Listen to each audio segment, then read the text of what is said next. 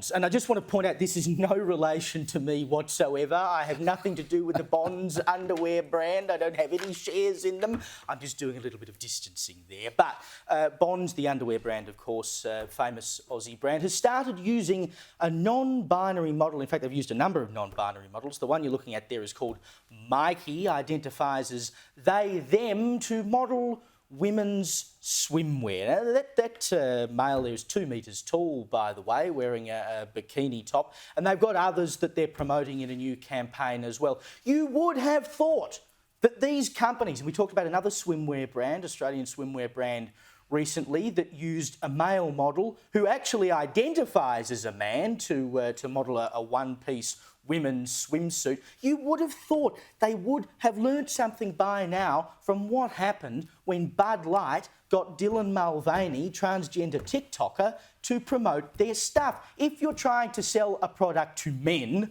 you know, Bud Light beer, for instance, you don't get a transgender TikToker to come in and do it. If you're trying to sell women's underwear to women, well, presumably you would get a woman to come in and do it. Unless there is just some massive market out there of non-binary people that Bonds thinks they're going to corner.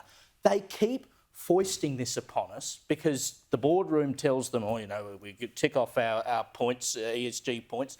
Seriously, does anyone look at that and go, I'm now going to rush out and buy Bonds underwear? Well, if we could just, I don't know if we can put the picture back up, but if we can look at the picture again, and this is the Bonds advertising slogan for this campaign: made for fierce women everywhere, gives you the confidence to roar. There's nothing like a 6-foot bloke with a beard in women's underwear to give women the confidence to roar. Can you believe this? Bonds put out a statement this afternoon saying, we're sorry to hear people were offended by our campaign. This was not our intent. That's nonsense. It must have come as a massive surprise to them that people were upset. Bonds have been doing this since 2019. They were one of the first to come out with trans models, which is laughable, really, because they sell underwear predominantly, right? And there's only 2 kinds of bodies, either male or female. So what do you need trans underwear for? That didn't stop them from releasing a whole range. But they've done this year in, year out since they announced their first trans model in 2019. So given you've only got 2 kinds of bodies, and males, if they want to, can wear the female stuff, and females, if they want to, can wear the male stuff. Buy whatever you like. It's under your clothes. Nobody really knows or cares. You do you, baby. But why is Bonds consistently promoting a switcheroo? Is it to further convince youth, oh, this is normal, this is something to be celebrated, this is something to aspire to? Is it further to erase women? Is it further to feminise men? Is it all of the above? I would say yes. This just keeps going on and on and on. For crying out loud, no one believes that appropriating sex equals reality. So just stop. Just stop.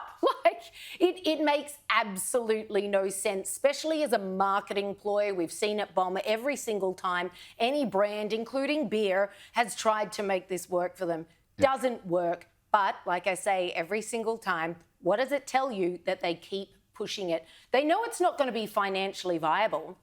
They know that their stock market isn't going to increase. They know that the tiny minority of people with gender dysmorphia are going to be rushing to the Bonds. No, they're doing it anyway in a desperate bid to normalise that which people are like, we don't think you can appropriate sex. I'm sorry. No.